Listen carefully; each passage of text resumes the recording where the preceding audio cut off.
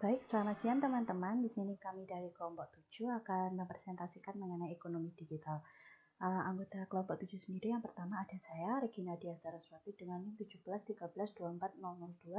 Kemudian ada Maria Kristina Chandrasari dengan NIM 171324006. Kemudian ada Nedes Virginingrum dengan NIM 171324014.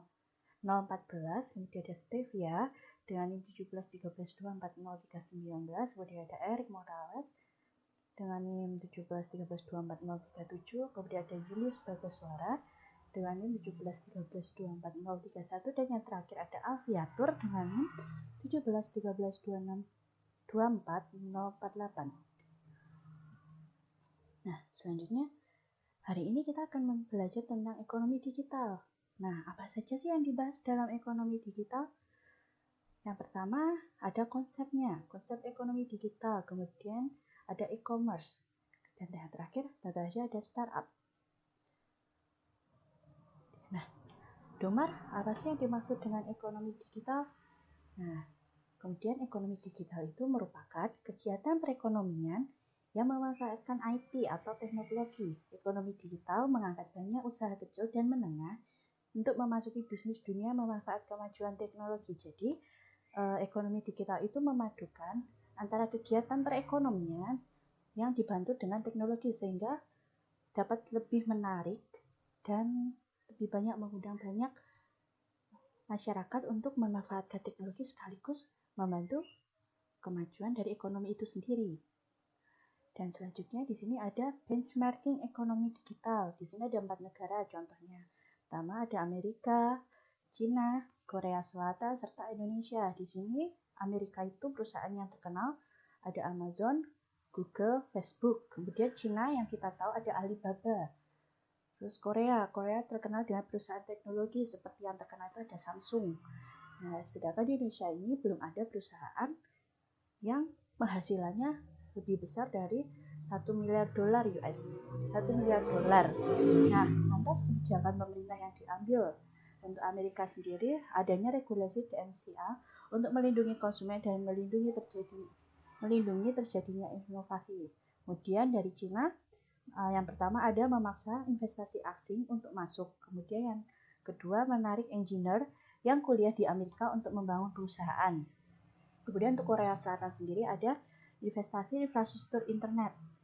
Dan selanjutnya untuk Indonesia sendiri, melalui Kominfo, pemerintah mendorong perusahaan rintisan atau startup. Oke, selanjutnya yaitu perubahan model bisnis per sektor.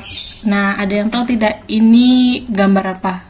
Ya betul, ini gambar tukang ojek. Nah, dari gambar ini itu mencerminkan ketika proses transaksi informasi, transaksi jasa, bahkan transaksi finansial itu pada saat itu pada zaman dahulu, yaitu ketika transaksi informasi itu kita harus datang ke call center langsung atau kita harus datang ke tempat ojek untuk mencari ojek, kemudian kita harus membayarnya dengan tunai, begitu. Itu pada saat old model.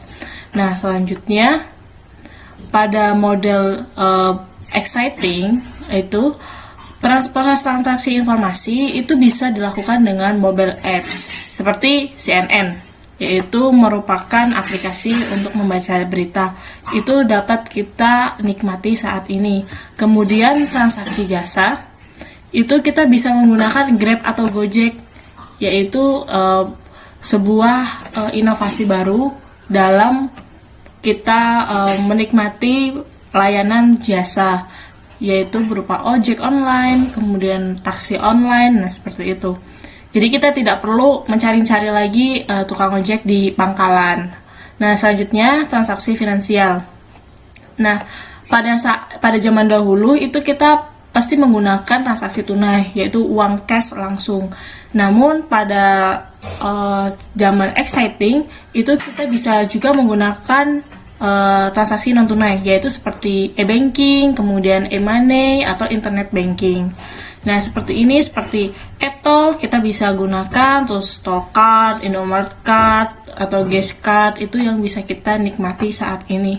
Selanjutnya, model bisnis di masa depan semuanya pasti akan berubah. Gimana ketika kita mengakses informasi, kita tidak perlu lagi datang ke call center langsung, dan kita juga bisa memesannya atau cara kita menikmatinya itu dengan website, kemudian mobile apps. Kemudian ketika transaksi jasa itu selain kita bisa menikmati Gojek,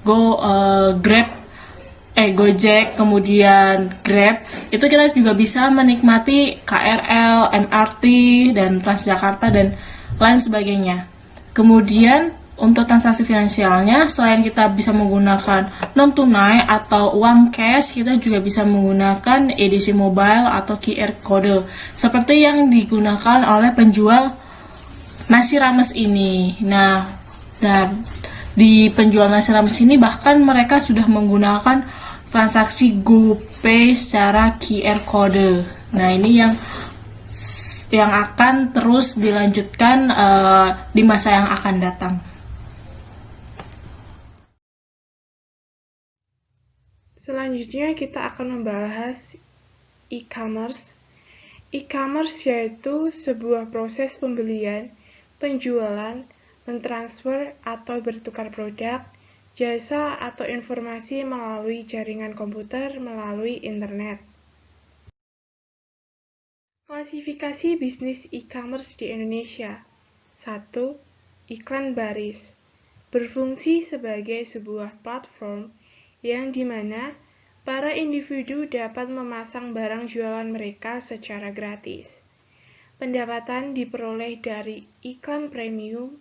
Jenis iklan baris seperti ini cocok bagi penjual yang hanya ingin menjual barang dengan kuantitas kecil. Contohnya, olxberniaga.com. 2. Online marketplace. Merupakan model bisnis di mana website yang bersangkutan tidak hanya membantu mempromosikan barang dagangan saja, tapi juga memfasilitasi transaksi uang secara online. Seluruh transaksi online harus difasilitasi oleh website yang bersangkutan. Contohnya, tokopedia.com, bukalapak.com. 3. Shopping mall. Model bisnis ini mirip dengan marketplace, tapi penjual yang bisa berjualan di sana haruslah penjual atau brand ternama karena proses verifikasi yang ketat. Contohnya, blibli.com dan Zalora. 4. Toko online. Model bisnis ini cukup sederhana, yakni sebuah toko online dengan alamat website atau domain sendiri di mana penjual memiliki stok produk dan menjualnya secara online kepada pembeli. Contohnya, lazada.id, bineka.com. 5. Toko online di media sosial. Banyak penjual di Indonesia yang menggunakan situs media sosial seperti Facebook, Twitter, dan Instagram untuk mempromosikan barang dagangan mereka. Contohnya, siapapun yang berjualan dengan menggunakan media sosial. 6. Jenis-jenis website crowdsourcing dan crowdfunding. Website dipakai sebagai platform untuk mengumpulkan orang-orang dengan skill yang sama atau untuk penggalangan dana secara online. Contohnya, kitabisa.com, wujudkan.com. Lalu, e-commerce mana favorit teman-teman sekalian? Baik, setelah tadi teman saya sudah menjelaskan mengenai apa itu e-commerce, sekarang saya ingin bertanya kepada teman-teman. Nah, apakah teman-teman tahu ini siapa? Ya, mereka adalah boyband asal Korea, yakni BTS. Di mana BTS ini merupakan salah satu boyband asal Korea yang sangat terkenal. Apalagi di Indonesia, banyak anak-anak muda yang menggandrungi boyband ini. Salah satunya Tokopedia. Nah, Tokopedia ini menjadikan BTS ini sebagai brand ambasadornya karena untuk menarik pelanggan, terutama dalam bidang e-commerce ini. Selanjutnya, nah, di sini ada 5 top aplikasi e-commerce di Indonesia dan Asia Tenggara pada tahun 2019. Nah, penggunaan aktif bulanan di Asia Tenggara ini, pertama itu yang banyak digandrungi oleh kalangan masyarakat, yang pertama itu Shopee. Nah, mungkin kalian pernah juga kan berbelanja di Shopee, mengejar 11-11 atau 10-10. Mungkin bulan besok kalian akan mengejar 12-12. Kemudian Lazada, yang ketiga Tokopedia, yang keempat Bukalapak, dan yang kelima AliExpress. AliExpress ini merupakan salah satu perusahaan milik Cina, yaitu yang dimiliki oleh Bapak Alibaba, yang berasal dari Cina tentunya. Yang kedua itu pengguna aktif bulanan, ini di Indonesia, yang sering banyak peminatnya, yaitu yang pertama Shopee, yang kedua Tokopedia, yang ketiga Bukalapak, yang keempat Lazada, yang kelima itu JD.ID. Terus yang ketiga ini top download. Top download ini yang ada di Indonesia yang sering digunakan itu yaitu Shopee, Lazada, Tokopedia, Bukalapak, Blibli.com. Nah, sekarang saya ingin bertanya kepada teman-teman, dari 5 aplikasi ini mana teman-teman yang sering gunakan?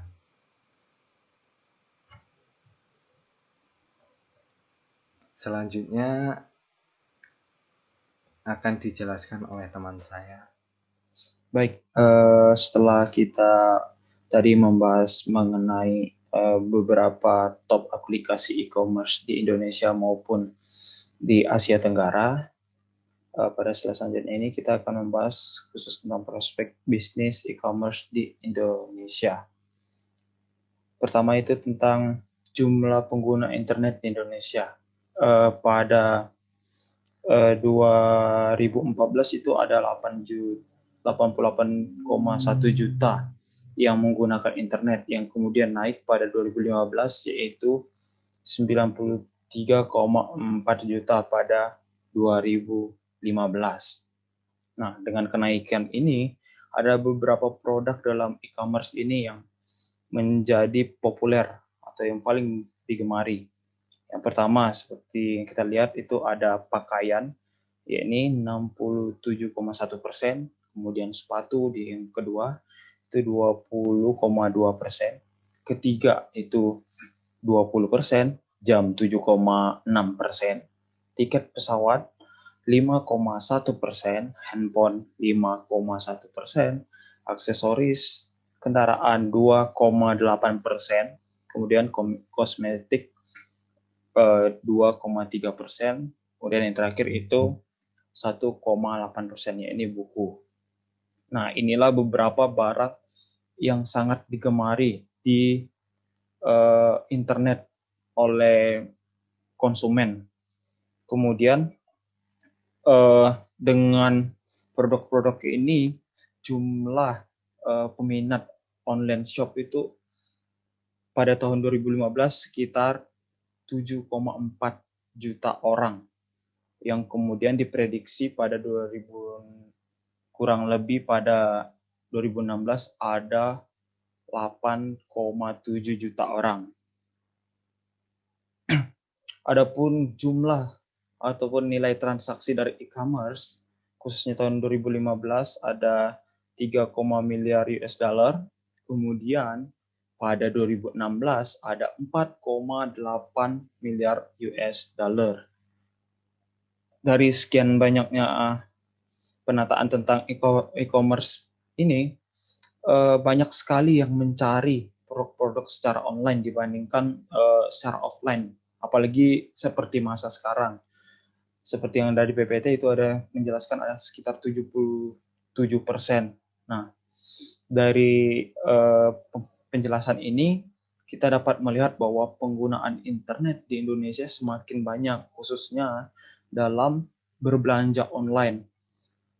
Hal ini sekarang sudah menjadi sebuah kebutuhan khusus, kebutuhan yang sangat mendasar bagi setiap orang karena dianggap lebih leluasa memilih barang yang akan dipakai. Kemudian lanjut.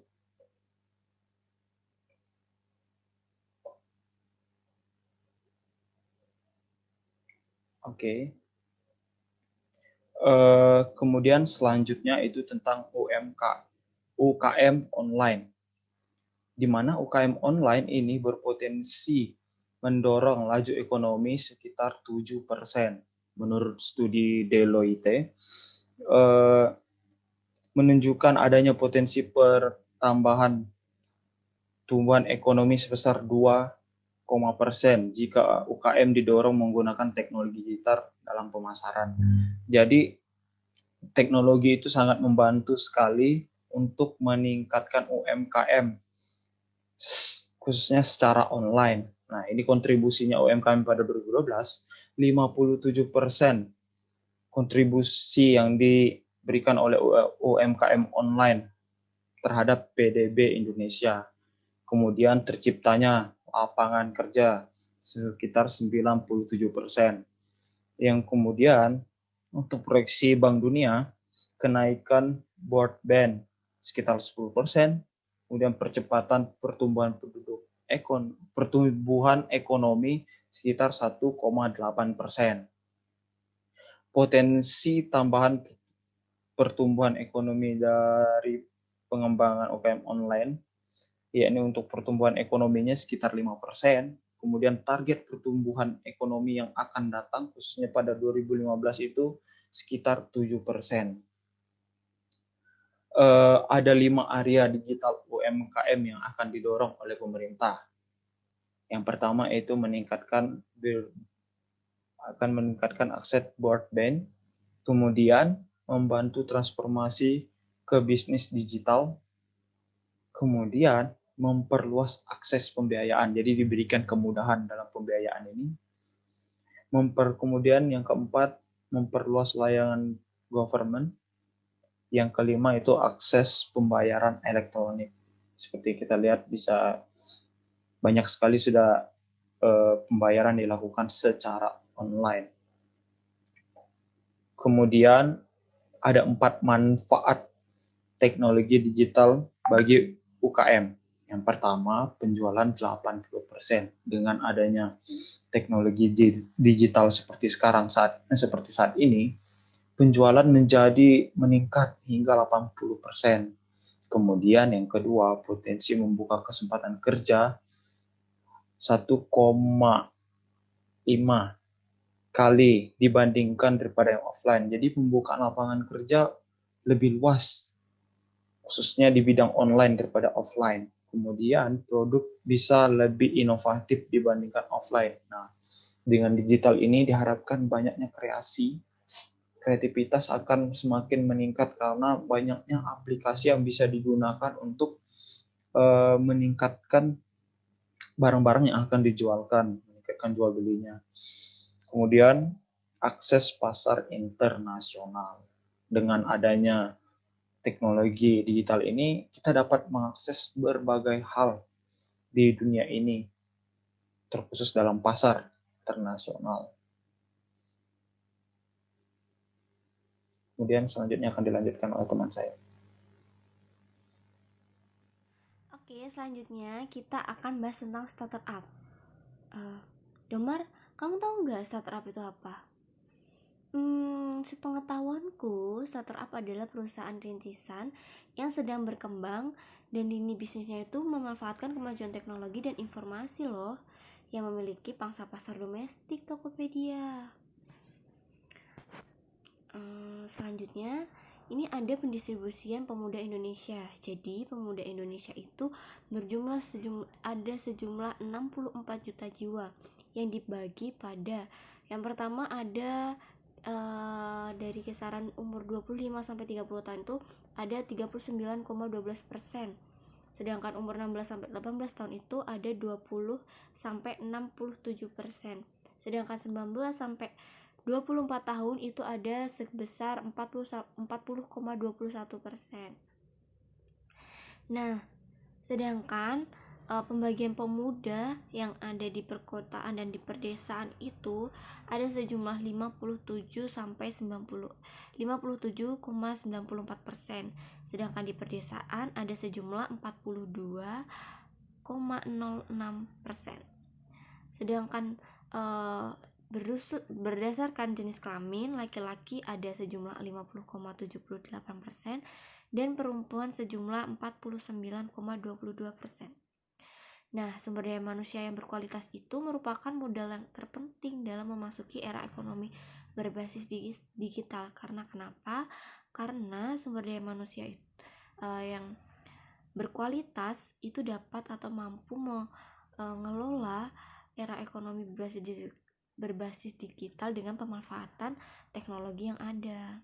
Nah, pemuda di Indonesia itu berjumlah 39,12% itu berada di usia produktif. Seperti itu. Pada tahun 2016, usaha startup di Indonesia mencapai angka 2.000 perusahaan. Hubeis dan Lupiyowadi menyatakan bahwa hampir 80% startup di Indonesia mengalami kegagalan pada tahun pertama. Pada penelitian Collis, didapatkan bahwa faktor utama yang mempengaruhi kegagalan startup adalah kekurangan modal sehingga tidak dapat menghasilkan turnover bagi perkembangan usahanya. Pada realitasnya, banyak perusahaan startup yang tidak mampu bertahan, bahkan layu dan mati sebelum berkembang.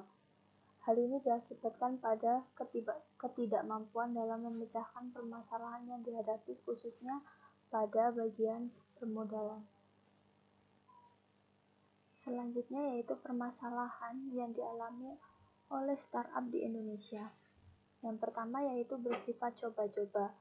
Tidak adanya kebutuhan pasar merupakan salah satu hal yang menyebabkan perusahaan startup bisa mengalami kegagalan dalam bisnisnya.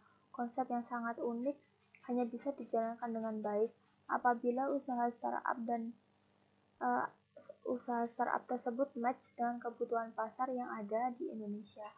Hal ini sering terjadi pada sebuah perusahaan startup yang mencoba melakukan sebuah perbedaan yang mencolok dari kebanyakan perusahaan startup lainnya, namun mereka lupa untuk melakukan survei pasar. Yang kedua yaitu pemasaran dan pasar baik bahan baku maupun produk. Masalah harga merupakan masalah yang sering menjadi hambatan berkembangnya sebuah startup perusahaan. Perusahaan startup juga sering mengalami kesulitan dalam menetapkan harga yang sesuai dengan kemampuan pasar. Perusahaan startup yang sudah mapan sekalipun tidak bisa mematok harga yang terlalu mahal terhadap pelanggannya. Mereka tahu betul bahwa bisnis startup merupakan model bisnis yang baru dan masih membutuhkan awareness dari masyarakat yang hanya bisa dicapai dengan cara kampanye yang masif. Permasalahan yang ketiga yaitu permodalan. Sebuah perusahaan startup bisa saja memiliki konsep yang unik, namun semuanya sangat tergantung terhadap modal yang dimiliki oleh perusahaan tersebut. Perusahaan startup di Indonesia masih sangat mengandalkan investor dari luar negeri. Kehabisan modal ini sering dialami oleh perusahaan startup karena mereka setelah sistem operasional perusahaan berjalan, mereka gagal mendapatkan target perusahaan dalam jangka panjang, sehingga modal yang digunakan sebagian besar habis untuk menombok kegiatan operasional perusahaan. Kendala yang keempat yaitu jejaring. Kendala seperti ini akan berujung pada kesalahan-kesalahan teknis di lapangan. Mereka mendapatkan tim yang tepat itu tidaklah mudah serta membutuhkan perjuangan dan waktu. Namun alangkah lebih baik untuk mendapatkan tim dalam waktu yang sedikit lama dibandingkan dengan memaksakan usaha yang berdiri dengan cepat tetapi persiapan sumber daya manusianya tidak matang. Yang kelima yaitu perlindungan hukum. Masih banyak perusahaan startup di Indonesia yang belum menaati hukum.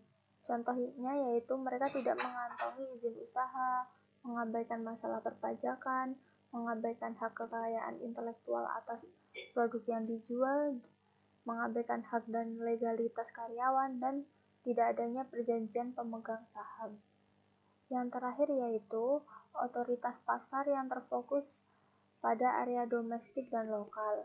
Ketika memasuki pasar global, pasti memiliki tantangan lain. Tidak semudah ketika perusahaan startup di Indonesia ini memasuki pasar domestik. Akibatnya akan menimbulkan faktor resiko dan biaya yang lebih tinggi. Maka dari itu, banyak pelaku usaha startup di Indonesia yang tidak berani memasuki pasar internasional. Berikut daftar pustaka yang kami ambil. Yang pertama yaitu dari jurnal Nugraha Aryan Eka Prasetya mengenai startup digital business sebagai solusi pergerakan wirausaha muda. Yang kedua yaitu data dari Badan Pusat Statistika tahun 2019 mengenai statistik pemuda Indonesia. Yang ketiga yaitu jurnal dari Muhammad Nafik dan Riandono mengenai fintech, solusi permodalan startup wirausaha muda.